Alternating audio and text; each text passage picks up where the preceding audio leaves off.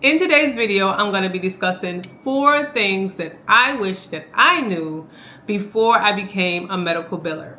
Now, I've been a medical biller for a while now, since 2006. So I was thinking back at what do I wish I knew? Would it have determined whether or not I was going to become a medical biller or not? Maybe, maybe not. But I thought it might be helpful for you as a new medical biller to know these things in advance, so maybe you can get your career started, advanced more quickly than I did. So if you're interested in hearing about those 4 things that I wish I knew, keep watching.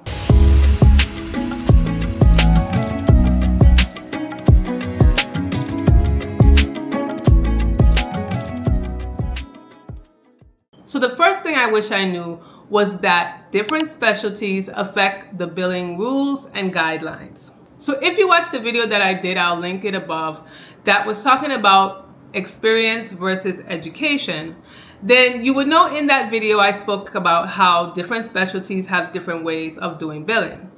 And that billing is not a one-size-fits-all profession. There are a lot of things that determine the way you bill, how you bill, all of those other things. So if I had known earlier out that specialties determine the rules and guidelines for the way that you bill, then I probably would have gone into a specific specialty. Now, that's a maybe, and I don't really know because when I got into billing, I got in ophthalmology. So I was doing ophthalmology billing. And then I went to OBGYN billing, or I was doing ophthalmology billing and OBGYN billing together. And then I moved to different other ones like pain medicine and mental health and all different specialties.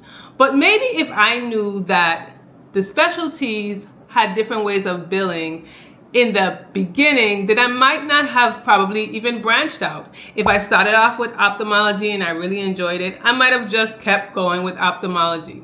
But I think I kind of had in my mind that, billing is billing, and when I got asked to do the OBGYN billing, I was like, well, I already know how to bill, so let's just do it. But it's when I got into it, then I started to notice, well, oh, okay, so I don't use modifiers or this specific modifier in ophthalmology, but I do use it in OBGYN billing, or, the way that I bill, or whatever. Like, there are different nuances. So the first thing that I wish I knew, like I said, is that the specialties determine the way that you bill. And if you do decide to bill for different specialties, you're going to have to keep in mind that you will probably have to learn new things about billing that you probably didn't know, regardless of however long you've been in billing before that. So again, if you started off in ophthalmology and now you're doing OBGYN billing, there are similarities, a lot is the same, but there are a lot of nuances and guidelines and rules that are specific to the specialties. So the second thing that I wish I knew before becoming a medical biller is that communication is a skill that I would need to master. And I say need because it is a need. It's not a want. It should be something that you have and something that you continuously work on. Because even though billing can be a lonely job sometimes if you're doing it from home, so you might not have coworkers like that, or even if you're doing it in an office, in a private practice, you might be in a little room by yourself. You don't necessarily have to see patients, but you will be communicating with several different people. Now, you could be communicating with the provider, with the payers, with the coders, with the front desk, with patients.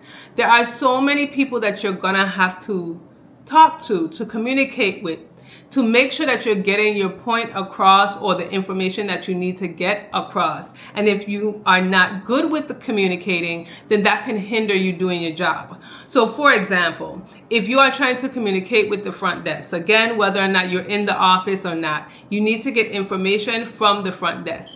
You need to know how to get that information from them, how to talk and communicate and build relationships with the front desk so that you can get the information that you need to do your job. Because for billing, we take a lot of information from different departments or different sections, right? So if the doctor doesn't see the patient, we can't do anything or send out a claim. If the front desk doesn't put in the demographics, the insurance information, all of that, we can't send out the claim. If the coder doesn't code the claim, code the records, we can't send out the claim, right? So we need a lot of other different people to help us in order to send out our claim and then try and get it paid. So if you don't know how to communicate with those people, then you will have a hard time in getting the information that you need to do your job. So if I knew that I had to master communication earlier out, I may have gotten certain places further and not have been so frustrated at times. When I started to do billing, I think I was around 20 something years old. And at that time, I really didn't have the communication skills that I needed to do the job. So there was a lot of times I was frustrated. And at that time I was working for my first billing job, and I used to complain to the boss, you know, this one is not doing this, the doctor is not giving me this information, the front desk is, and that was my fault because I didn't know how to communicate what I needed to them so that they can give it to me so I can do my job. You know, I wasn't, I guess, used to communicating with them or relying on them to be able to do my job. But I had to quickly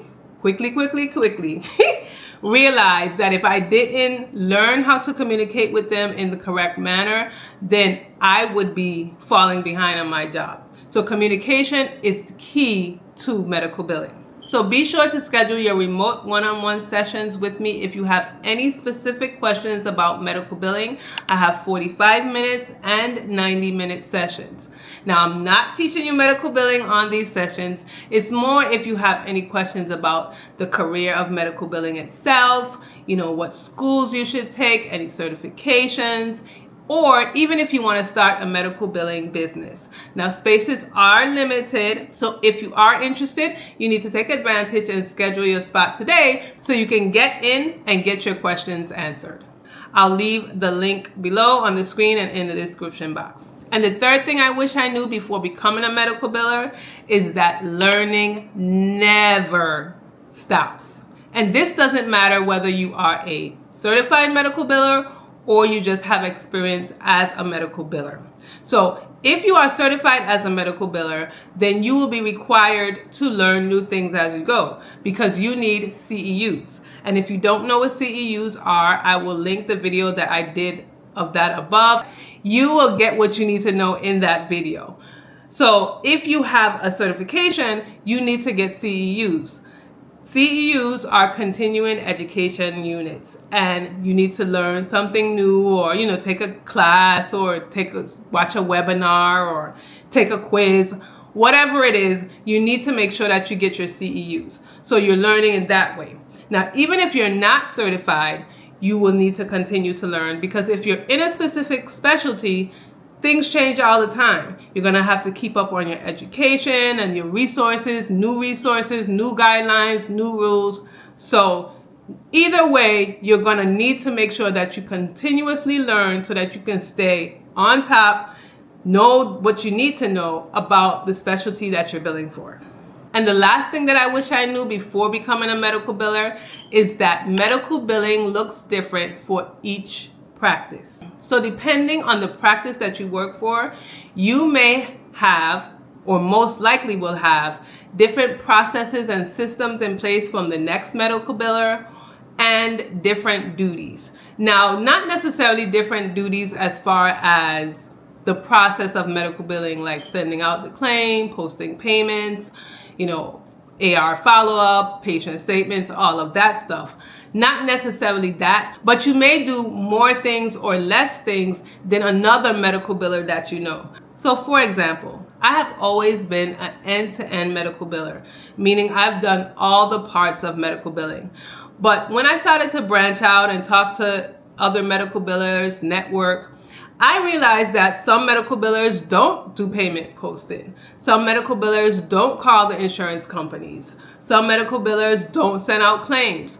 Or some medical billers might do coding. Or some medical billers might do payroll. They might have the title of a medical biller, especially in a private practice, but the duties that they have to do may change amongst each practice. Also, the practices don't all use the same practice management system. So the way that I have to send out a claim in my practice management system will most likely be different than the way you send out a claim in your practice management system, especially if we have two different practice management systems.